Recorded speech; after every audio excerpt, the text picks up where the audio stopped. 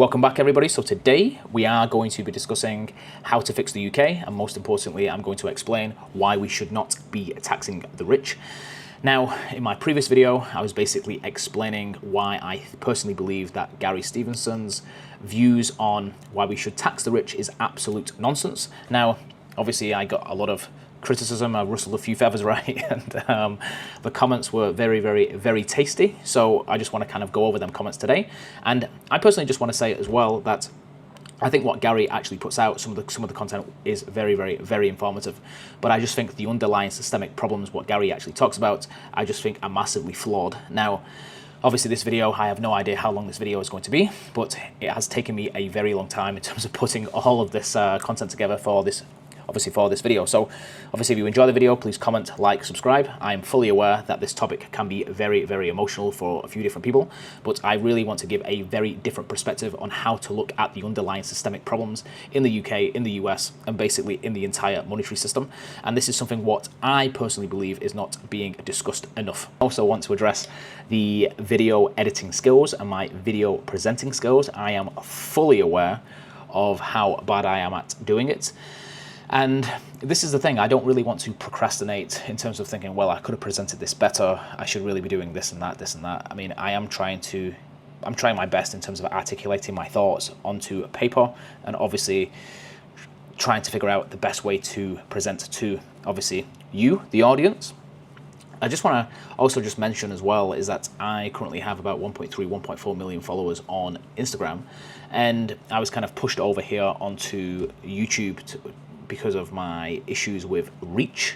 Now, one thing what I'm kind of struggling with at the moment on YouTube is that the people who I'm talking to, obviously yourself, I'm not too sure on your level of understanding and education when it comes to kind of, let's say, monetary systems, markets, economics, blah, blah, blah, blah, blah. And obviously I'm trying to present something what obviously is trying to address a lot of different people, right? I'm trying to, obviously, people who don't really have a good understanding of things, of how the system actually works. And obviously I'm presenting to people who are, let's say, money managers, or they run family offices, and etc, etc, etc. Now, obviously, me talking about all of, I mean, just mentioning family offices and all the rest of it, I'm assuming it's probably going to rustle a few feathers, but it is what it is. This, when you have such a large audience, especially on Instagram, the content what I specifically post on there is very, very macroeconomic orientated, so it does appeal to more hedge fund managers, obviously, but when I post things what are not necessarily, let's say, macroeconomic driven, they're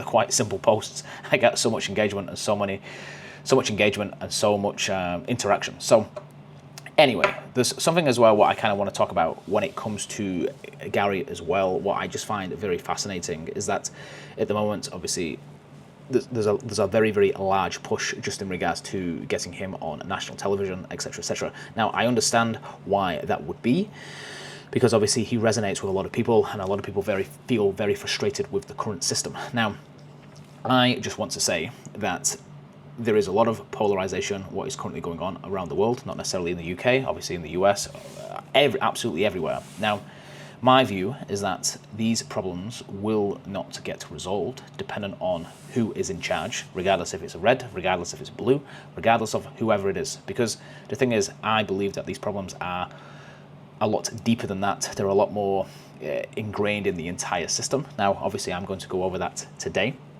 But the reason why I find Gary's message very interesting is because what I'm trying to think about is, why is that message becoming so much more mainstream, and why is it accepted? Now, what you've got to kind of remember is that why would you want to encourage people to be very frustrated with people who have money, who have wealth? Now, again, there's different levels of wealth, there's different levels of being rich, etc, etc. But what I find most interesting is that majority of people, let's say if you was going to do a wealth tax, so you're going to tax the land and you was going to tax the property. Now, again, we are going to discuss all of that today.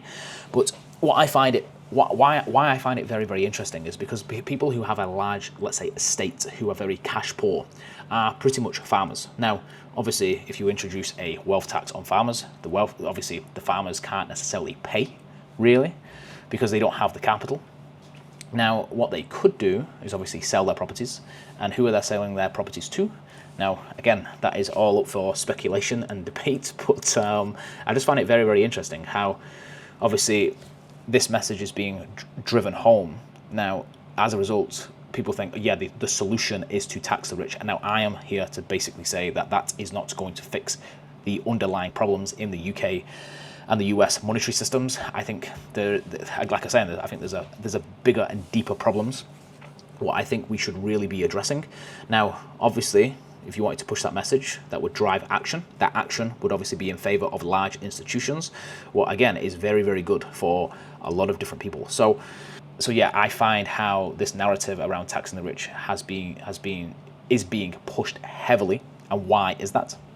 Now, there's also something else what is being pushed a hell of a lot, and that is pensions, in terms of getting your money into pensions sooner rather than later, etc., etc. Now, I can kind of understand the reasons why they would want to do that, and obviously you can kind of make the assumptions for yourself, and obviously when I'm presenting this information and data, but you would kind of want to, because basically you can obviously put money into a pension, but you're not going to touch that money for a long period of time, right? So obviously if you're a government, you can kind of do whatever you want with that money to a certain extent. So it kind of makes sense why you would want to encourage people to put money into pensions, because obviously that goes into your back pocket, and obviously you can kind of do whatever you want with it, interesting things to it. Obviously you've got to find a return, but them obligations don't necessarily need to be paid for at least 50 years, depending on the demographics.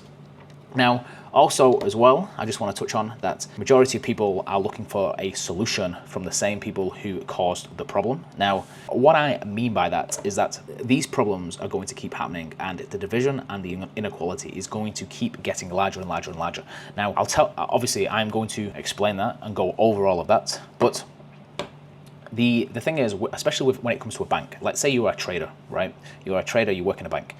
If you take obscene amount of risk with other people's money, there is no, let's say, personal accountability when it comes to actually losing that money. Like if you put a lot of money to work, you gain a lot of money in terms of fees.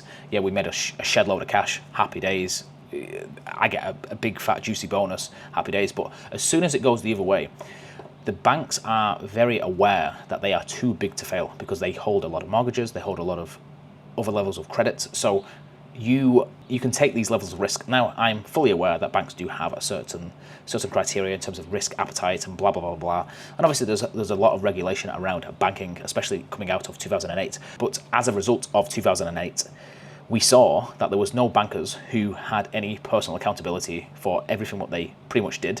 And all we did was shift all of that debt onto the taxpayer, onto the government, onto the central banks. And obviously, as a result, we're off to the races again. And I think a lot of institutions are fully aware of that, and obviously they just play into that. So again, we are looking for the solution from the same people who created the problem. Now, let me pretty much get into the rest of the video. Okay, so first of all, I think obviously this whole debate in terms of taxing the rich and why I personally believe we should not be taxing the rich, again, is very, very polarizing. But how I kind of assess it and how I actually look at it is like this: that we have two different camps, and everything is massively polarizing at the moment. So the first camp is that we are basically being broadcast messages, what are very kind of, let's say, comforting lies, to a certain extent, and then obviously on the other side we have the uncomfortable truths. Now, I am going to try and obviously unravel a lot of the uncomfortable truths, especially around the monetary system and how this entire system actually works. Now, we can debate on all different types of levels, and obviously I'm gonna go over that today.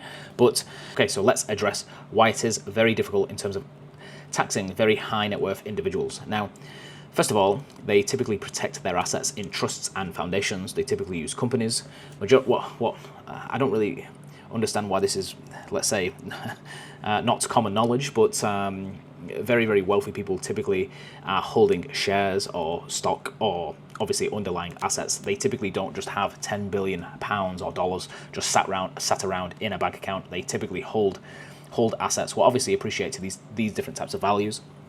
Now, these, let's say, entities are typically set up in different types of jurisdictions, like Switzerland, like Singapore, like the Cayman Islands, etc., etc. And how you can kind of get around, let's say, a lot of these tax implications is that you can start to use debt refinancing on the underlying assets.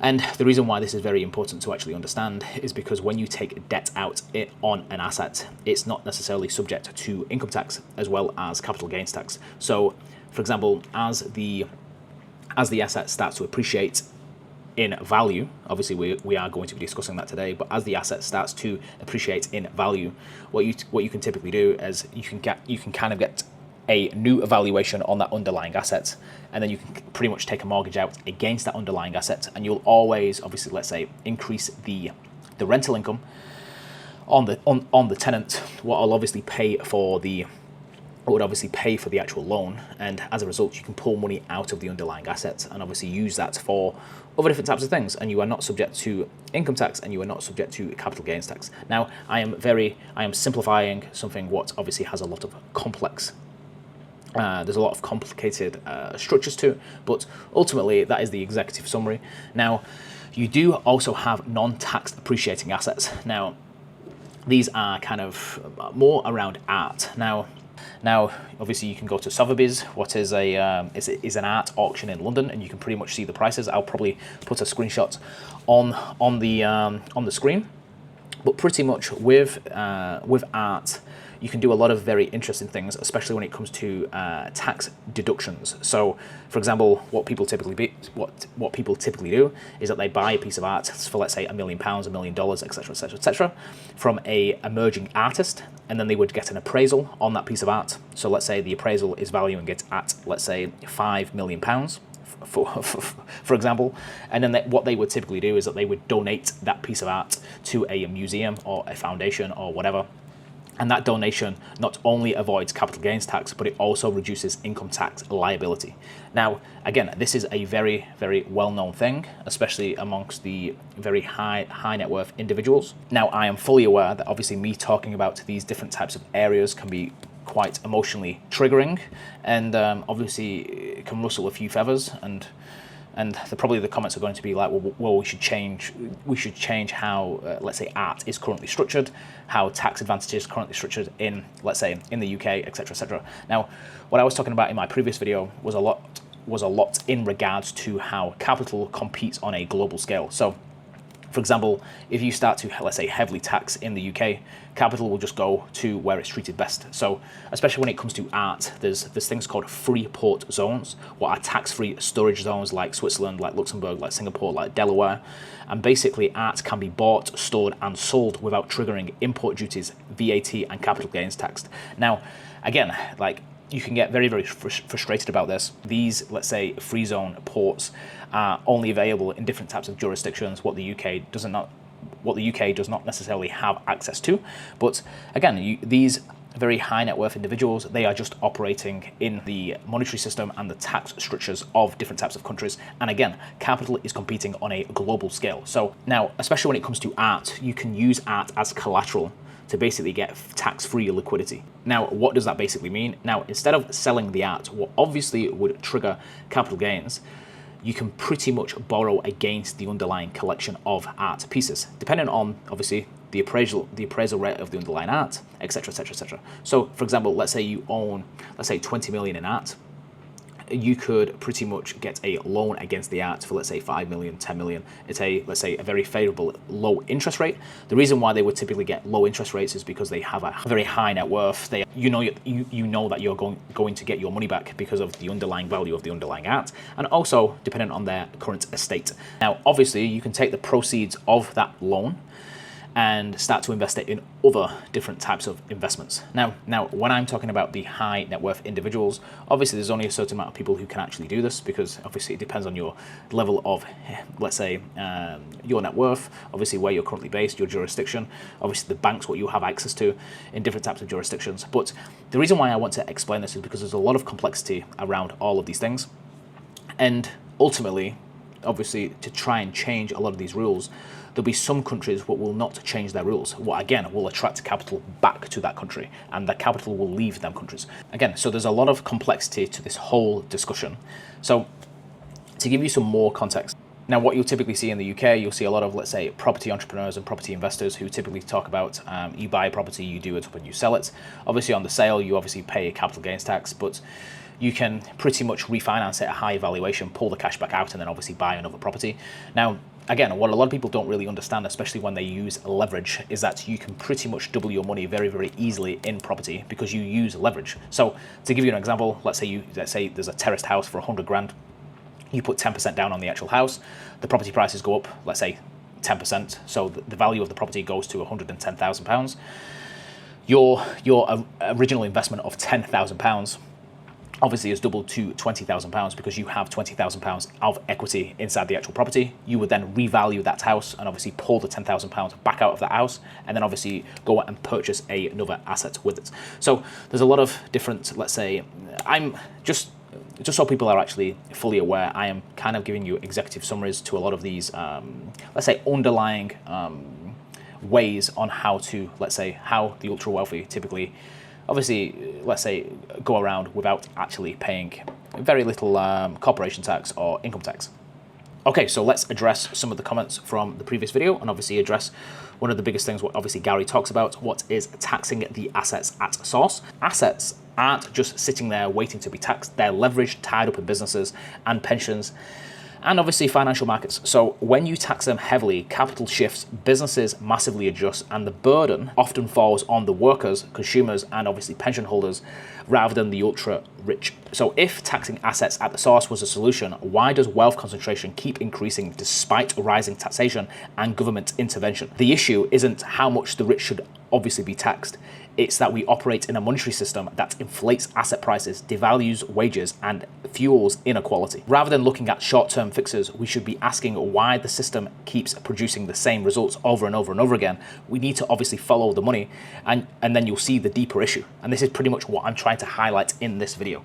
And ultimately, the money is broken. Now, what I believe the underlying problem is that we have very, very large institutions basically in bed with government. So what we're currently seeing in the UK is that we see very large financial institutions what are pretty much in bed with policymakers.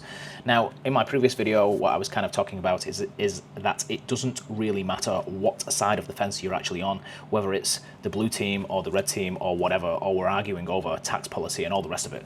What we should be looking at is where is money currently flowing and why is it flowing there? And the thing is, when you start to look at these very large financial institutions like BlackRock and Vanguard collectively have 21.5 trillion under management.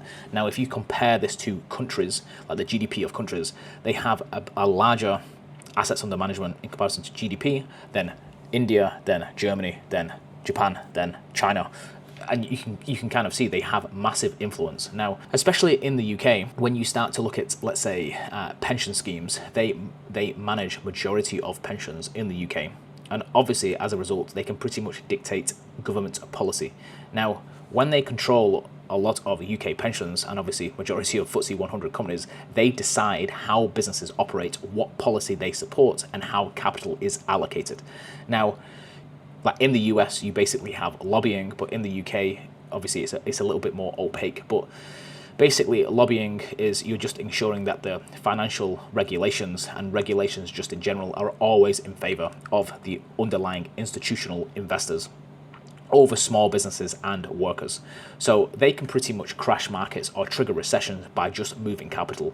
And obviously they can influence national economics. And most importantly, they can even influence elections. So again, it's like you, as a policymaker, you kind of obviously want to make sure that these people are actually happy, because if they're not happy, they will start to move their capital elsewhere. And obviously as a result, it starts to massively shake the plumbing of that country. And obviously that can have massive implications in terms of capital coming into the country and obviously capital leaving the country. So majority of policymakers basically adhere to these large financial institutions. We can kind of see it again throughout the couple of months. And like I was saying, it doesn't really matter what side of the fence you're actually on. If you're a Tory, if you're Tory, if you're Labour, if you're Republican, if you're Democrat, it does not matter. We should be following the money. Okay, so what I'm going to do now is I'm going to put on the screen the, let's say, a rough income statement and balance sheet roughly of the US economy, of the UK economy, so you can kind of see what I'm talking about the underlying systemic problems and why taxing the rich doesn't make a single difference. So again, what Gary is actually talking about, I think, is very misinformed. He's misinforming a lot of people, and again, it gets a lot of people very, very riled up and very, very emotional to take action. Now, I'll start to tell you my thoughts of why I think that message is being heavily pushed, obviously shortly, but let me just put this screenshot on the screen. So what you can pretty much see, I'm gonna keep these two columns on the right hand side as well. I've created two columns called Andy and John. The reason why I've called them Andy and John is because it really makes these numbers a lot smaller, so you can kind of resonate. You can kind of see it from a personal perspective rather than like we're talking about massive numbers, right? So first of all, the United States generates $4.92 trillion in tax revenue every single year, and the UK creates 830 billion in terms of tax revenue every single year. Now, what you can kind of see on the screenshot is that the UK column is in British pounds, and obviously the United States is in US dollars. Now, on the right-hand side, obviously we have Andy and John. So Andy brings in $50,000 a year. John brings in £8,000 a year. So what you can kind of see here is on the second and the third line items, I've kind of split out tax revenue from a public perspective and a private perspective. So like I was saying to you before, in terms of taxing the actual rich, what you don't really want to be doing is you don't want to be massively affecting your tax revenue from a private sector perspective, because obviously that would massively impact overall tax receipts from the private sector. Now, majority of your tax receipts are coming from private businesses, not necessarily coming from the government. So what I'll also do is I'll put on the screen now the breakdown in terms of the public sector and private sector in terms of tax category, in terms of income for the actual government. So you can kind of see that income tax and national insurance is one of the massive contributors for the UK economy. And obviously the corporation tax, VAT and business rates and other different types of taxes are the other side of the coin, what are mainly private businesses. Now, for some reason, I've kind of missed off inheritance tax, but inheritance tax is pretty much 1% of the income tax for, obviously, for the UK economy. But as a general rule of thumb, normally, obviously, people who are on, let's say, income tax, who are obviously paying income tax and national insurance, they typically vote Labour. And people who are normally paying, let's say, corporation tax, VAT, business rates, etc., are typically voting Tory. Now, this has been, obviously we can debate that in general, but I know that's a bit of a broad brush. But you can kind of see why it would appeal to the vast majority of people. Why taxing the rich would obviously resonate a lot with the vast majority of people. So let's go back to this screenshot and this table. So again, obviously, that is a breakdown in terms of tax revenue. So what you can kind of see now from a entitlement spending and military spending perspective. So entitlement spending pretty much covers Social Security, state pensions, welfare, the NHS, Medicaid, blah, blah, blah, blah, blah. So from a US perspective, they are spending just shy of about $1.9 trillion a year. Military spending is about $875 billion. The UK, in terms of their expenses, for welfare, well, let's say entitlement spending, Social Security, healthcare, welfare programs, etc., is 588 billion. Now, military spending for the UK is 52 billion. Now, what you can kind of do is obviously subtract your, let's say, spending out from your tax receipts, what will obviously give you a net fiscal balance. So going back to Andy and John, what you can kind of see is that Andy brings in $50,000 a year, and he is left with $1,300 after he's spent everything. And John, likewise, he's brought £8,000 in terms of income. He's spent everything, and he is left with £2,000 to kind of do whatever he wants with. Now, to give you some more context and more perspective, these two individuals, obviously Andy and John, Andy has $350,000 in debt, and John has about £28,000 in debt. Now, from a country perspective, the US is about 35 trillion in debt, and the UK is about 1.8 trillion pounds in debt. So from a GDP from a debt to GDP perspective, the US is 120%, the UK is 100%. So anyway, let's pretty much get straight into it. So this is the reason why it's very, very interesting to actually look at why taxing the rich doesn't really solve the underlying systemic problems. So we currently have the 10-year note, what is the interest rates on the actual debt. So the interest rate of, well, 35 trillion what has an interest rate of 4.2%, the interest annual payments would be 1.4 trillion. Now, obviously, we only have 130 billion in surplus. So obviously paying this does not necessarily work. So again, raising taxes is not going to fix this large fiscal deficit. What I believe is going to happen is that obviously the Federal Reserve or the Bank of England and all the banks around the world are going to print the money to kind of pay for these obligations and these liabilities. So again, if you go back to Andy and John, what you can pretty much see is that Andy has $1,300, what is left over, but he currently has to pay $14,000 every single year, and in terms of the interest payments on 4.2%.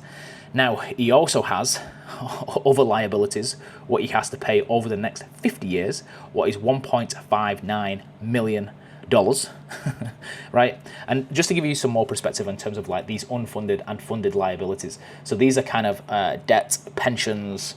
So these are Social Security, Medicaid, state-funded pensions, pretty much everything when it comes to, let's say, what the government is going to be giving back to the people in the future. And obviously these are pensions, etc., etc., etc. So you can pretty much see that if these were two individuals, they would be massively insolvent. I mean, the US would be obviously be classed as insolvent, and the UK is not really far behind it. Now, there's obviously other complexities to this entire thing. Obviously, the US has, let's say, the International Monetary Fund, what basically gives loans to other countries, and obviously they can kind of extract resources and capital out of them countries, what obviously comes back to the dollar, makes the dollar stronger, means that they can do more exports, etc., etc., etc. But basically, what I find very interesting about this entire topic is that if these countries were two individuals, Andy and John would be basically insolvent. Now, the beauty of what governments and, let's say, central banks can do is that they can actually print the money. And by printing the money, obviously you create inflation. Now, they are left in two very precarious positions, because if they bring the interest rates down too much, what typically happens is it means that the cost of capital, the cost of borrowing is cheaper, meaning that people can get more loans, and obviously them loans go after scarce, desirable assets, such as property, etc., etc., etc. And as a result, asset prices start to rise. So you don't want to be bringing the interest rates down too quickly, because obviously as a result, you'll start to see asset bubbles. Now, obviously, just looking at the sheet, you can see that the US government is in a very difficult and precarious position, because they pretty much have to bring down the interest rates, because their annual interest rates debt on the 35 trillion is massively expensive.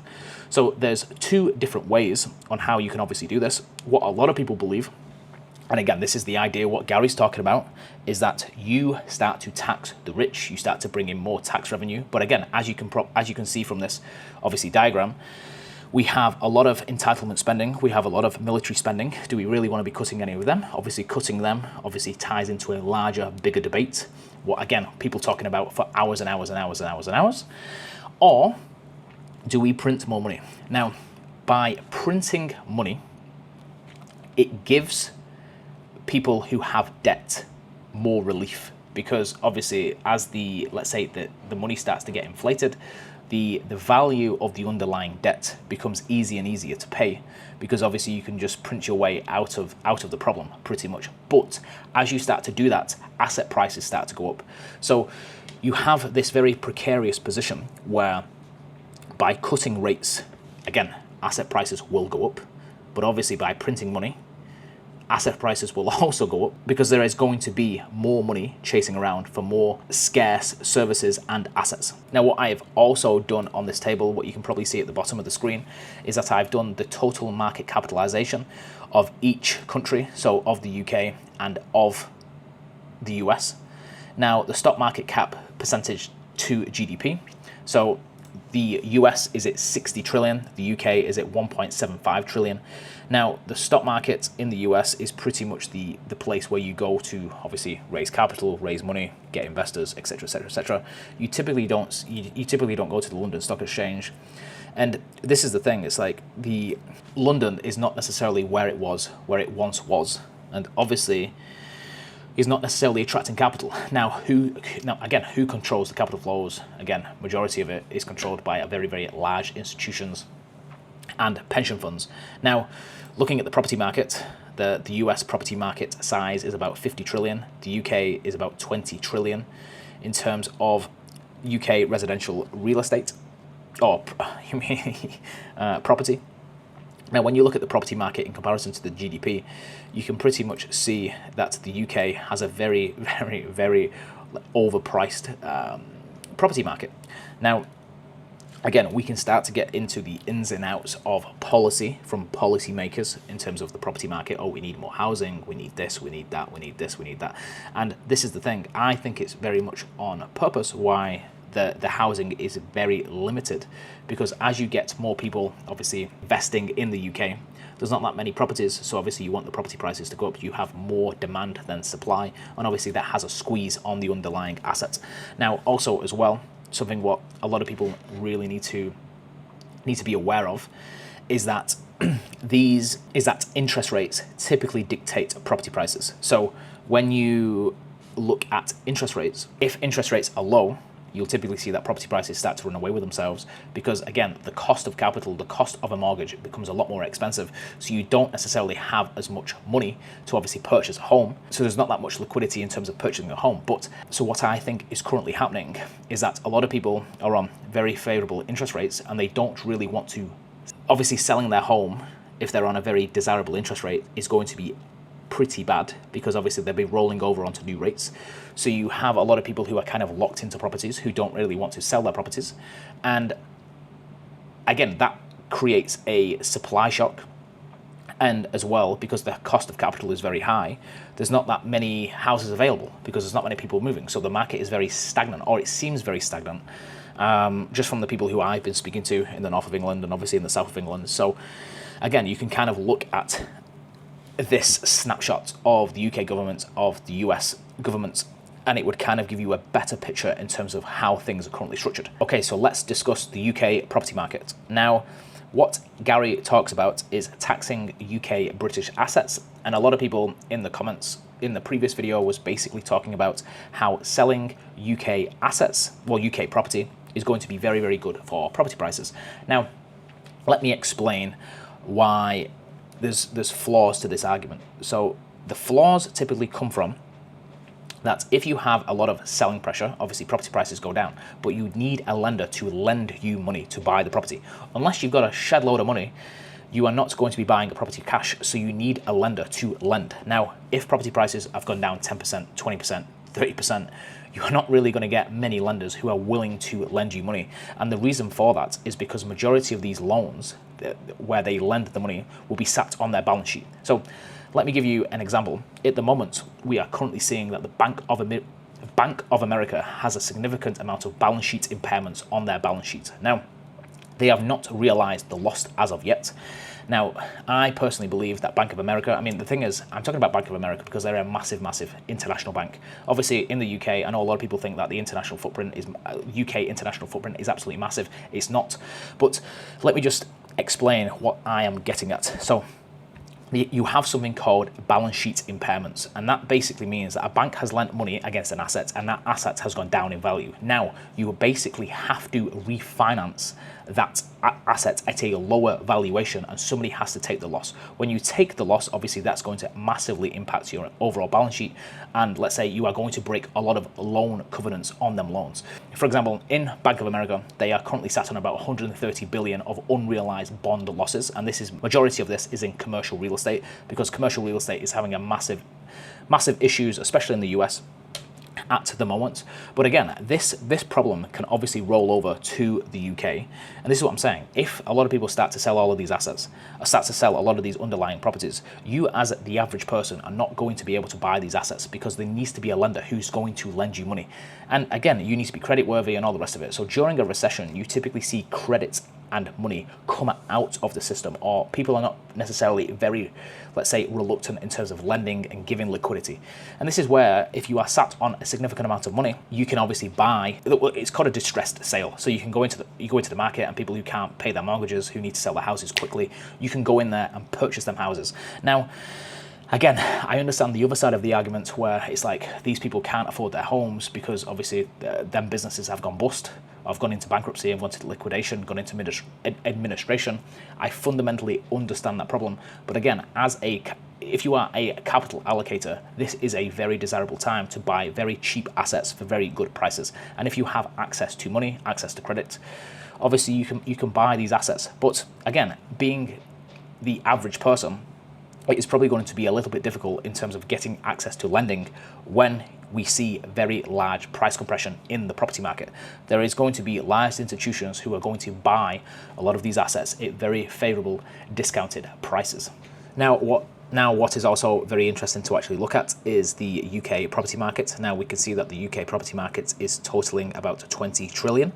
Now, when you look at it from a government perspective, you could probably make the argument of why we need to be very, very careful in terms of introducing, let's say, a land tax, property tax for, let's say, British assets, because you could see that this market could get absolutely crushed. And obviously, as a result, what does that impact? So how many people are actually very dependent on the property sector from a contracting point of view, from electricians, from builders, from labourers, from insurance, etc., etc., etc. So again, it's a very precarious position because there's a lot of people who are very frustrated with obviously property prices and the overall property market. But again, it's a very, very lucrative asset and market in the UK, what would obviously have large implications on the private sector. So again, I just think it's something very interesting to highlight.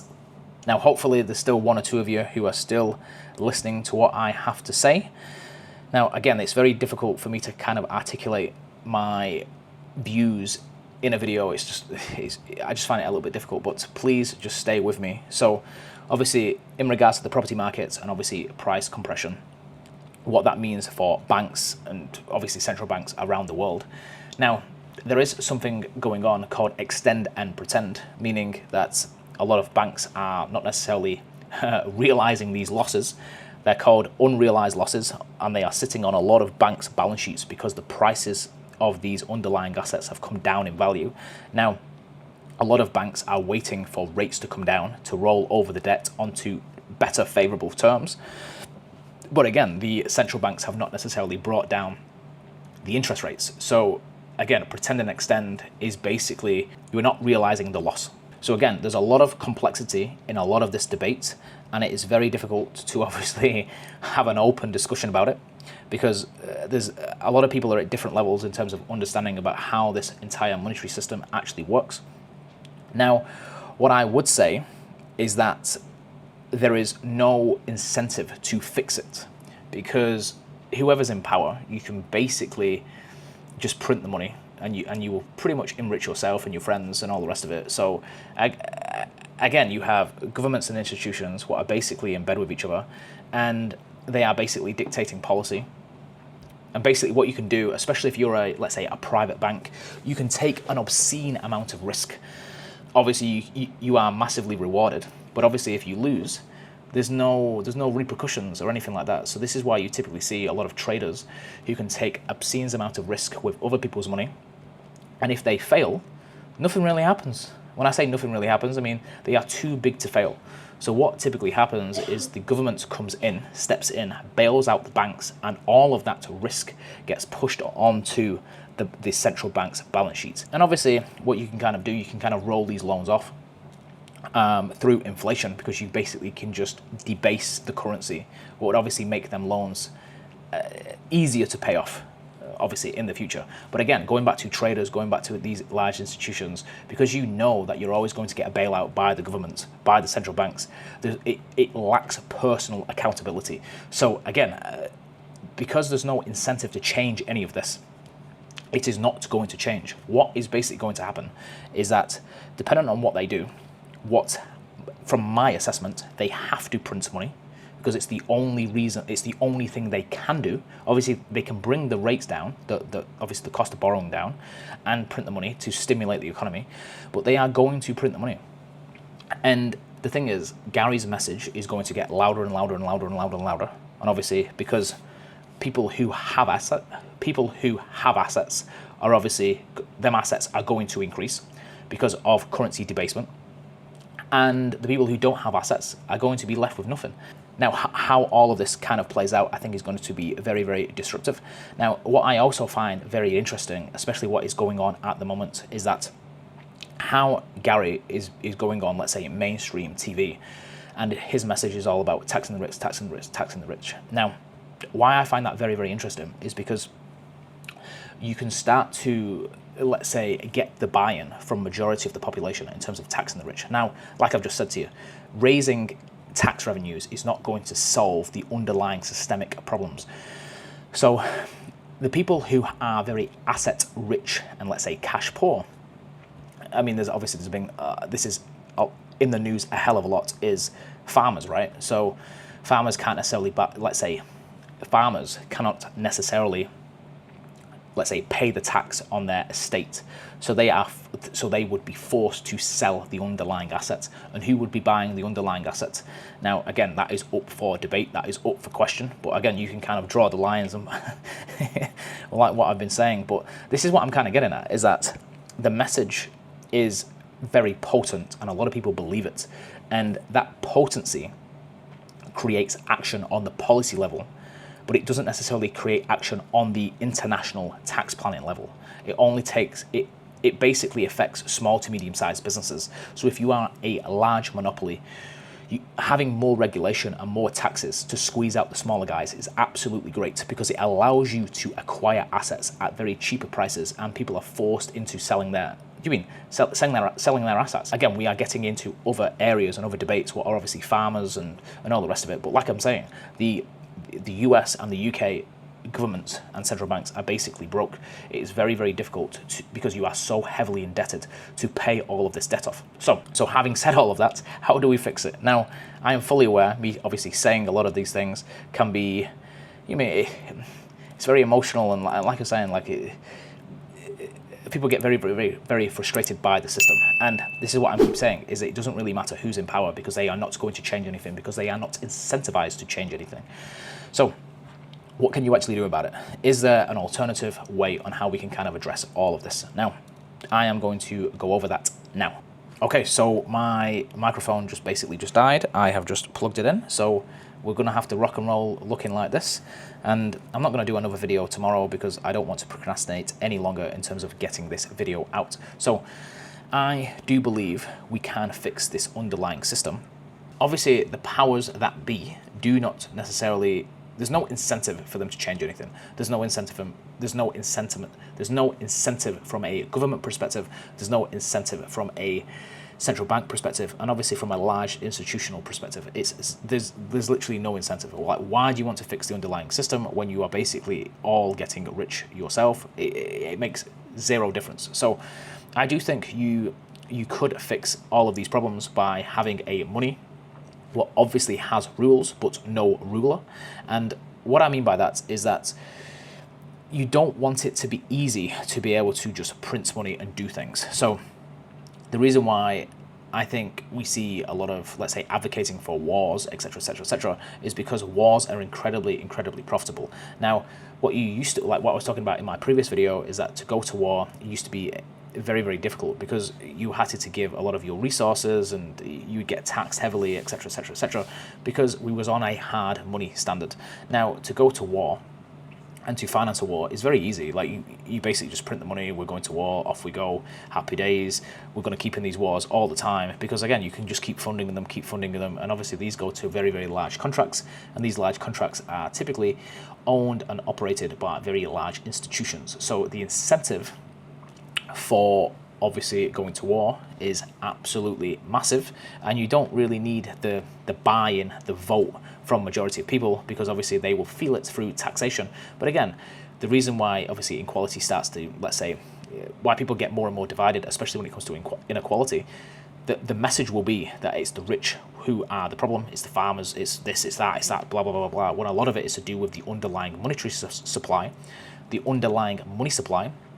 And because we are just debasing it constantly by going into war, by financing all of these different types of things, again, it's very opaque, and majority of people do not see the underlying systemic problems, but they can feel it, and they know that something is going wrong. So the question is how do you protect yourself, your family, etc., from currency debasement? Now, I personally believe that we will start to see more adoption from a Bitcoin perspective in terms of fixing all of these underlying problems. Now, I know that Gary, and obviously a lot of people are not really a big fan of Bitcoin, but when you start to really understand what is money, what different types of characteristics does money have, now I do think Bitcoin is the solution, and it does provide a level of protection, especially when it comes to, let's say, a sovereign debt crisis or governments not being able to pay their money or currency debasement, because basically what you have happening is that majority of people take very cheap money, and they take that cheap money and they put it into scarce desirable assets. Then when you factor in currency debasement on top of that, you start to see asset bubbles and asset appreciation. Now, I am going to put onto the screen the UK monetary supply. So you can basically see since 2016, we had 2.1 trillion pounds outstanding. Now, during 2025, it is currently 3.1 trillion. Now, we've seen a 50% increase in the underlying monetary supply, obviously, of the British pound. What does that do for asset holders? It makes assets go up. Obviously, when you start to look at the housing prices, and if you divide the housing prices by the underlying monetary supply, you'll start to see that the value of a house has actually stayed relatively flat in relation to the underlying monetary supply. So again, if you are an asset holder, your assets obviously go up because the underlying currency is being debased.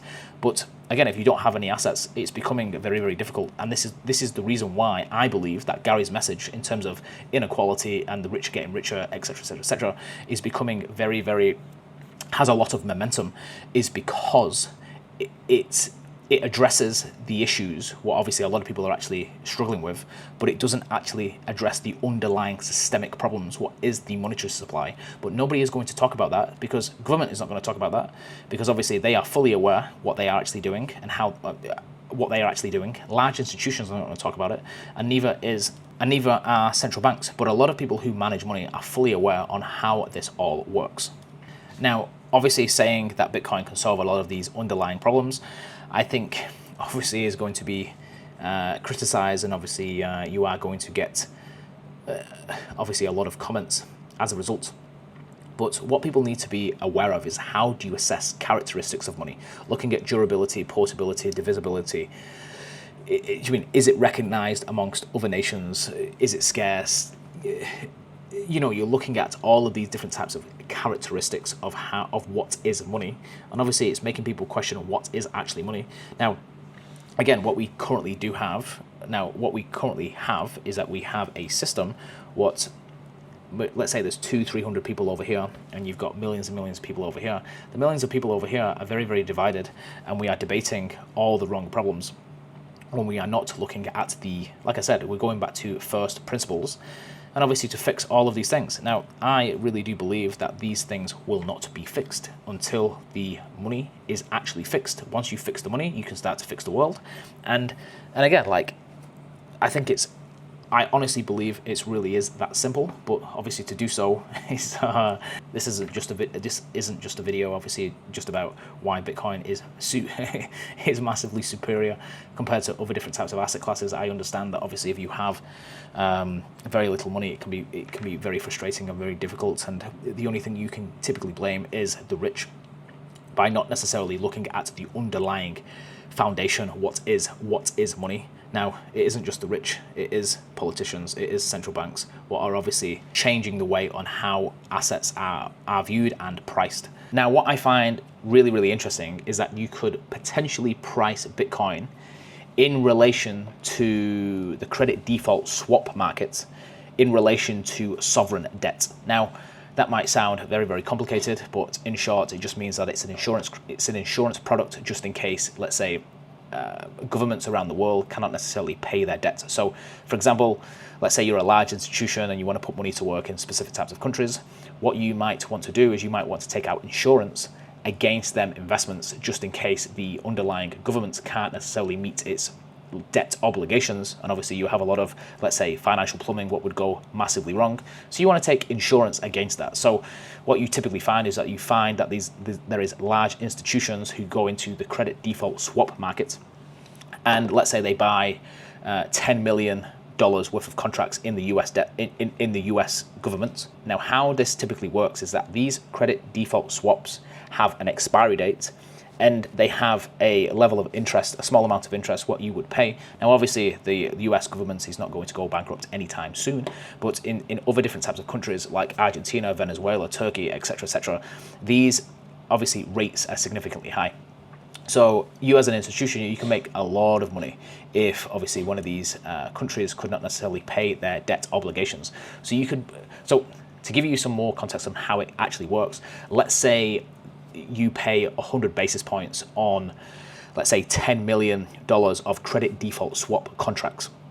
So you would pay $100,000 a year as insurance to keep these contracts. Now, obviously, if the US government goes into default, can't necessarily pay its debt, you would typically have a recovery rate on this debt, what typically means that the central bank is coming in and obviously helping out and bailing out the government.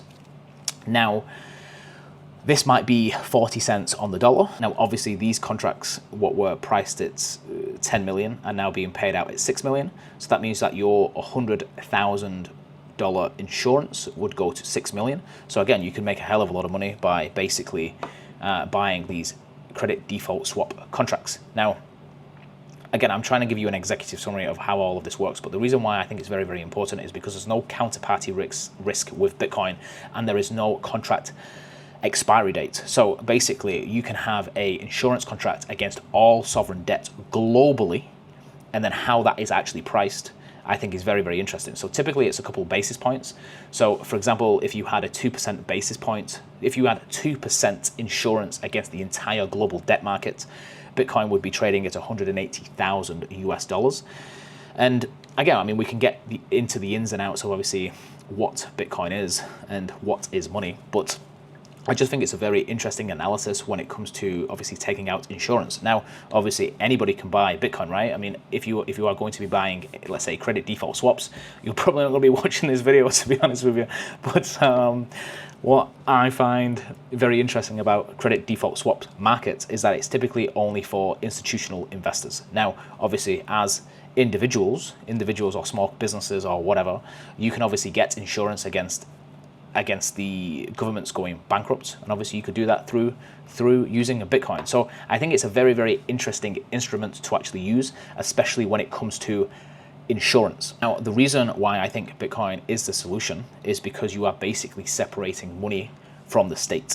Now, when you do this, obviously you are preventing a lot of reckless spending, and it kind of allows there to be money with rules, meaning that obviously you got 21 million, it's very divisible, it's very portable, etc., but it doesn't have any rulers. So regardless of how angry you obviously get at Bitcoin, or regardless of how angry you get at gold, or let's say copper, or any different type of commodity, it doesn't necessarily change in price. I mean, obviously commodities, it would change in price, but what I'm kind of getting at is that you can't necessarily have intervention from central banks, from governments, in terms of moving the price. Now, when I say price, I mean, if you looked at everything from a Bitcoin denominated lens, you would see that majority of things are going down in value, not up in value, because Bitcoin has a very fixed supply, where let's say the British pound has a very infinite supply, the US dollar has a very infinite supply.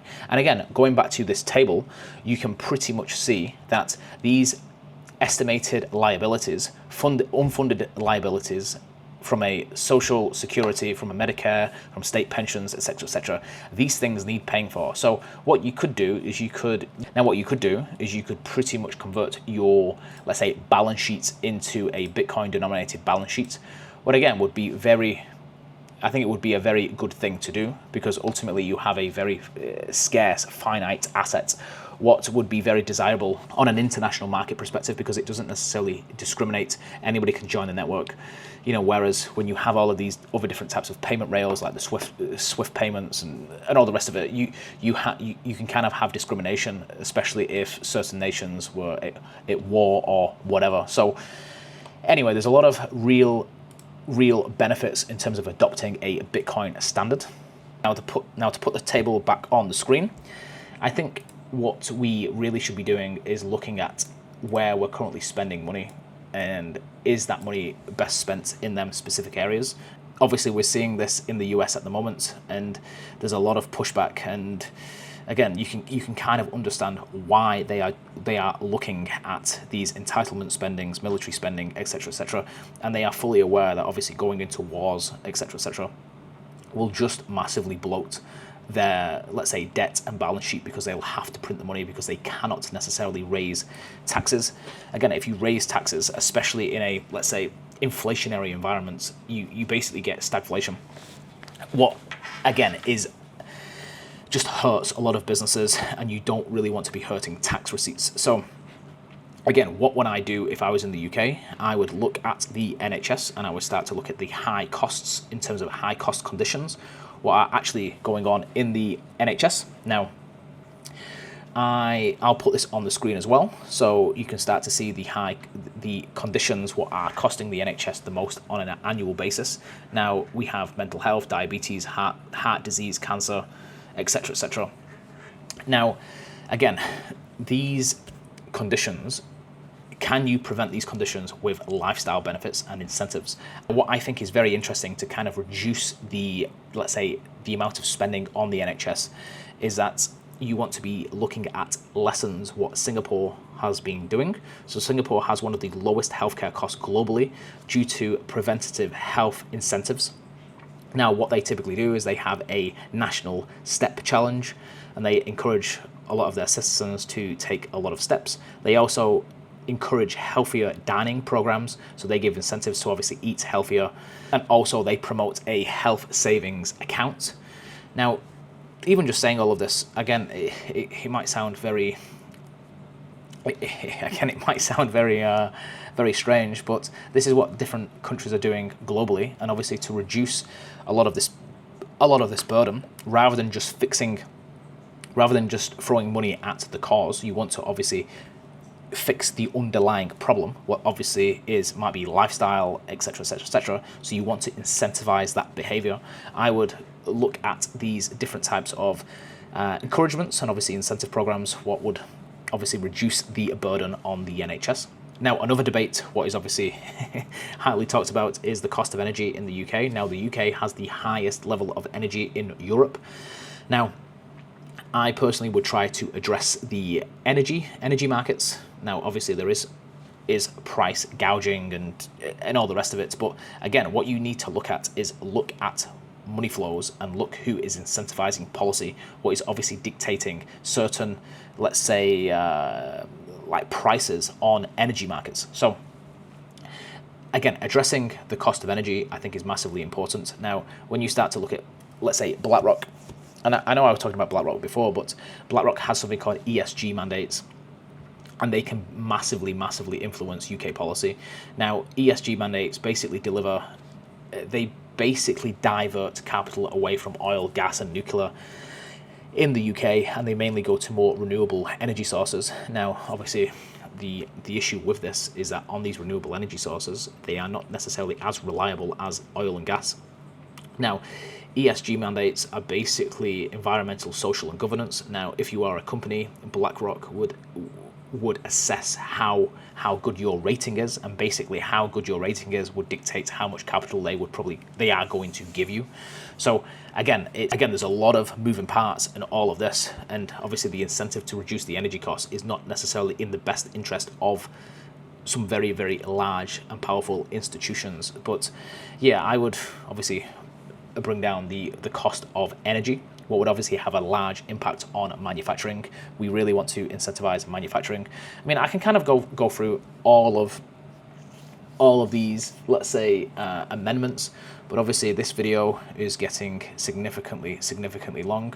Now, on the energy side as well, there's a lot of really interesting things what is happening in terms of Bitcoin mining businesses. Now, Bitcoin mining businesses can significantly help stabilize the grid, especially when it comes to renewables and all the rest of it. I'll probably do a separate video on all of this, but I have some very good insights in terms of how Bitcoin mining businesses can really play a vital role in terms of grid stability as well as bringing the cost of energy down. Believe it or not, I had the opportunity to go to Texas and look at some Bitcoin miners, and obviously went to Canada and Alberta, and it was very, very interesting. And I think you can kind of bring them concepts back to the UK. And obviously, when you bring these concepts to the UK, the reason why Bitcoin miners are not operating in the UK is because of the cost of energy is significantly higher. Now, there is some Bitcoin miners who are operating in the UK, but they're mainly working with farmers who are playing quite a vital role in terms of Bitcoin mining in the UK. From my perspective, Bitcoin has no top because fiat has no bottom. And what I mean by that is that they can just keep printing pound coins, they can just keep printing US dollars, and you can see by these balance sheets why they're in a very, very tricky position, and they have no other option apart from to print money, because again, it is a stealth tax on absolutely everybody. Now, obviously, the asset holders benefit significantly from that, and obviously the people who don't have assets do not benefit at all.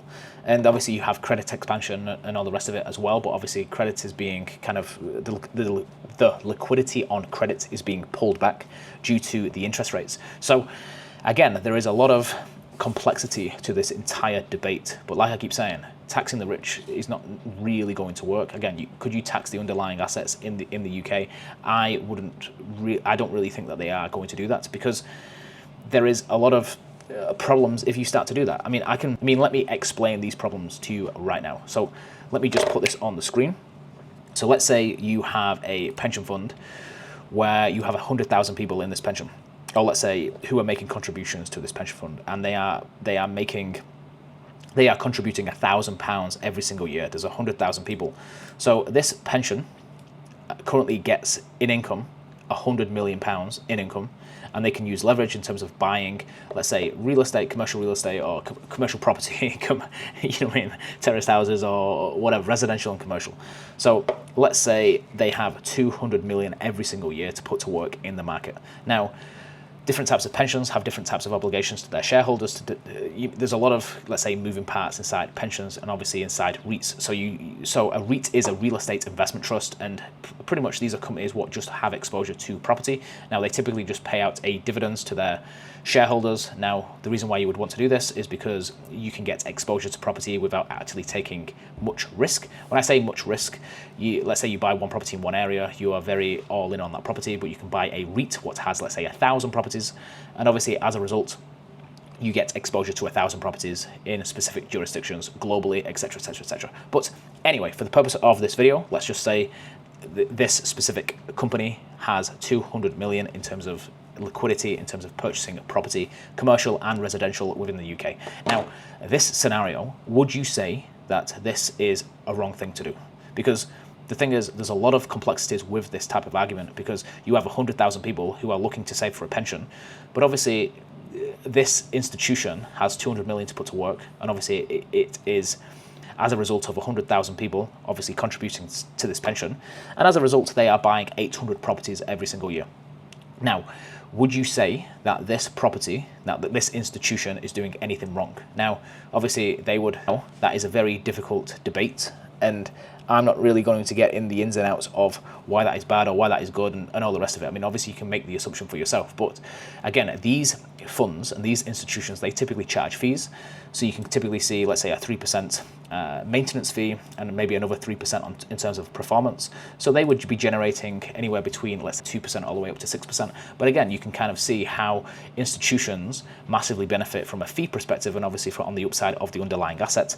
And obviously they have very good, let's say, influence in terms of policy from a government standpoint as well. So again, it's a very, very lucrative system for a lot of these institutions. Now, like I'm saying, there's 100,000 people here who are contributing £1,000 every single year.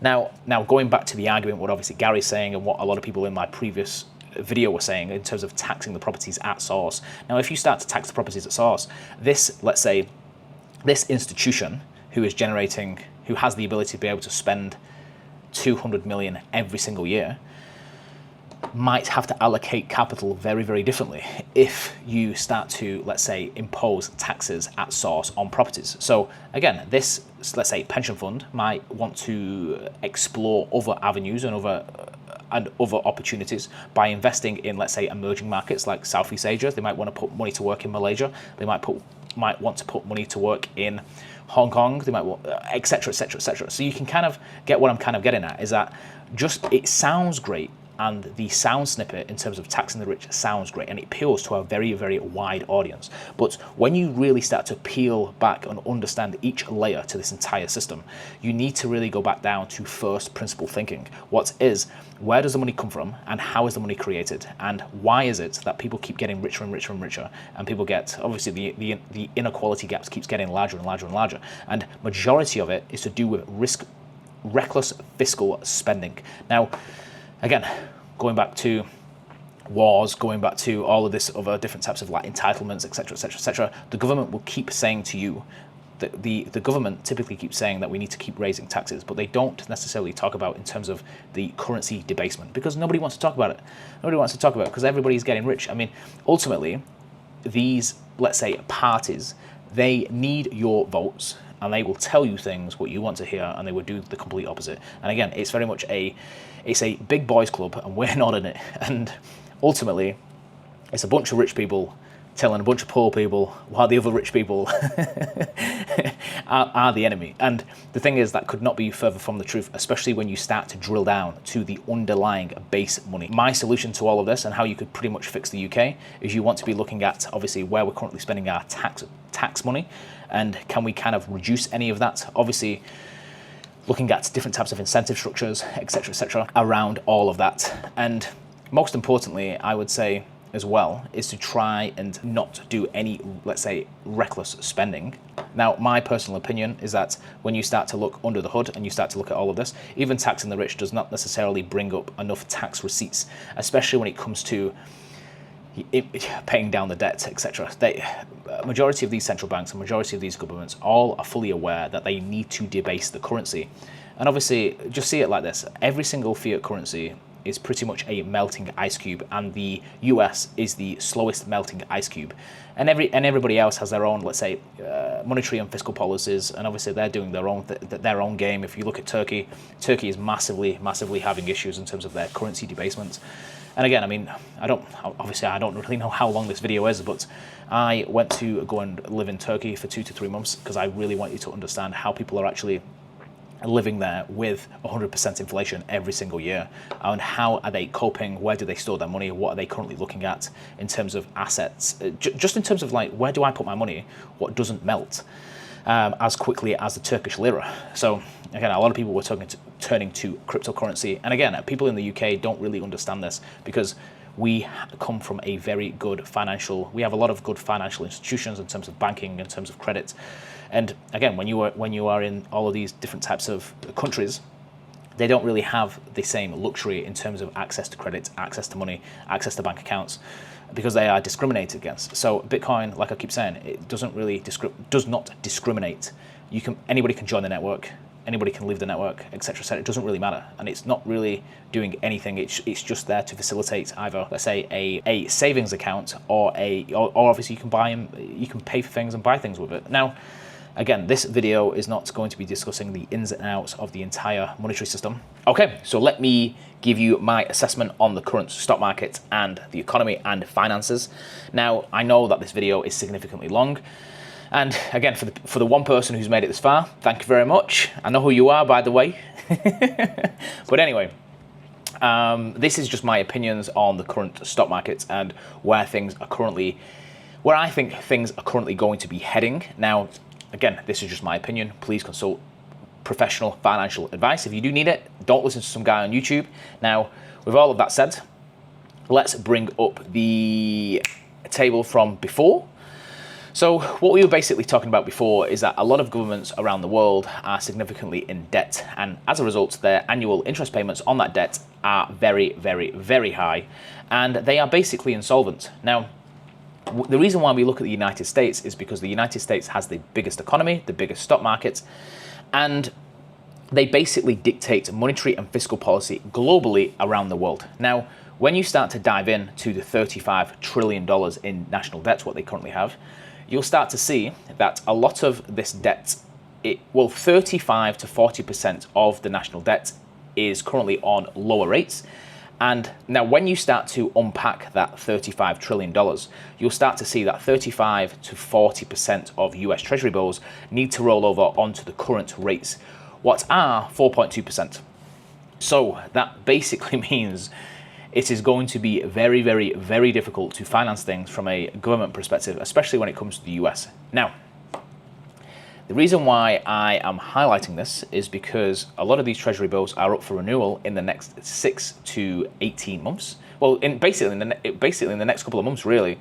There's over $7 trillion of debt refinancing what needs to be done, basically this year, from a US perspective. And obviously that $7 trillion needs to be rolled over onto 4.2%. Now, to give you some more context, the central banks are in a very difficult position because they cannot necessarily reduce their interest rates significantly, because if they reduce interest rates significantly, what you'll typically see is that asset prices and the stock market, etc., starts to go up significantly. Now, when you start to look at where the stock market is currently at, where asset prices are currently at, they are basically at an all-time high. And them massively reducing their interest rates would have large implications for the stock markets, asset prices, and inflation in general. Now, they can't do that just by doing it for the sake of doing it. They need an excuse to significantly reduce these interest rates. Now, as you can probably tell, they're in a very difficult position, especially from a central bank standpoint. Now, they can't necessarily bring down the interest rates because they need a reason to bring down the interest rates, not just because asset prices are falling. They need a real reason, meaning that things are really starting to break. And obviously this would give so much relief to governments around the world. Now, there is another avenue, another lever, what they can kind of pull, what is obviously printing money. Now, I don't think that this is going to be an option because the annual interest payments are significantly high. They need to bring the rates down because obviously you have $7 trillion what need to be refinanced. So even if they did print more money, that money will obviously leak and distort prices from a stock market perspective, from an asset perspective, from a stock market perspective, from an asset perspective, and it would massively, massively hurt lower income families. Now, again, we will start to see this massive divide in terms of inequality, especially with what Gary talks about. But like I'm saying, there's a lot of complexity to this. And again, I don't think Gary really understands what he's really talking about. So again, they can't necessarily print the money because it will really hurt low income families. They need to bring down the rates. So what are they going to do? My opinion, and my assessment is that they really need to bring down asset prices. They really need to, let's say, crash the stock markets, bring the stock market down, bring asset prices down, and then they can obviously intervene, have an excuse to massively reduce the interest rates, and then start to stimulate with obviously printing of money. This will significantly relieve a lot of governments around the world, and obviously the whole cycle will repeat again. Now, obviously, bringing down the stock market and bringing down asset prices is going to be very, very, very disruptive, especially when it comes to banks and obviously exposure what banks have in terms of their loans, and also from an investor perspective as well.